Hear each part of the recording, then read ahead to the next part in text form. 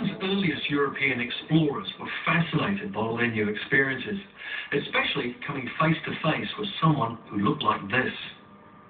Captain Cook described Moko as spirals drawn with great nicety, even elegance, which sort of missed the point. Ta Moko are intricate tattoos that tell a very personal story. You've just got to know how to read it. Normally the patterns tell of progression in their status. It tells whether they've inherited the mana or whether they've earned it. It tells people of what they've done in their lifetime. A carved face like this is called a life mask, and this one may be over 150 years old. Usually when an ancestor like this went to war, and one of the things that they would do was decapitate the enemy. But also one of the things that they would often do was give the head back to the enemy, to the survivors.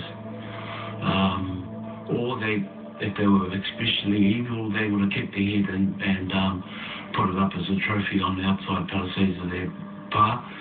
When that head is decomposed beyond all recognition, they would then carve a mask that would represent that same ancestor, so that there was always this memoriam of sorts toward that ancestor. And this, looking at this mask here, because the moko on here is relatively accurate, it means that the person who this represents would have been an old man, an old person, who held very, very high position in a large area.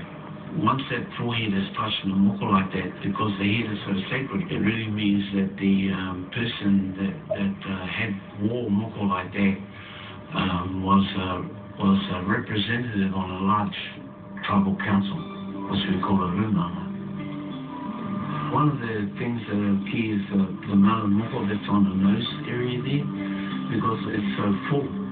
It means that the person who wears a nose like that is very, very educated. The simple fact that this mask has a full moko on it tells me that initially this was an old man.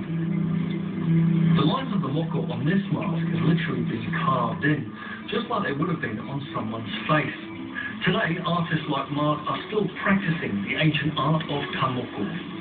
I was a carver for about 23 years, and then I changed codes. Instead of carving timber and stone, I started carving skin. So if you see someone wearing moko, can you quickly work out where they've come from and what their background is? Yeah, now I can, because there's really, I guess, on the larger scale of things, there's only a few artists that are doing such scale work as facial moko. And so at this point, I'm able to identify who the work has been done by, and therefore identify possibly where that person has come from. Most of my stuff is progressive, because there are a lot of empty spaces that are yet to be filled up as I achieve different things throughout my life. So I just started off with a section of the face, and that section really reflected part of my local history from where I'm from, and also my modern history in terms of how I'm perceived within my community. Traditionally, Ta Moko gives us clues about a person's status and tribal history, but unfortunately that hasn't helped Te Papa's staff in this case. For now, at least, the identity of the man that wore this moko remains a mystery.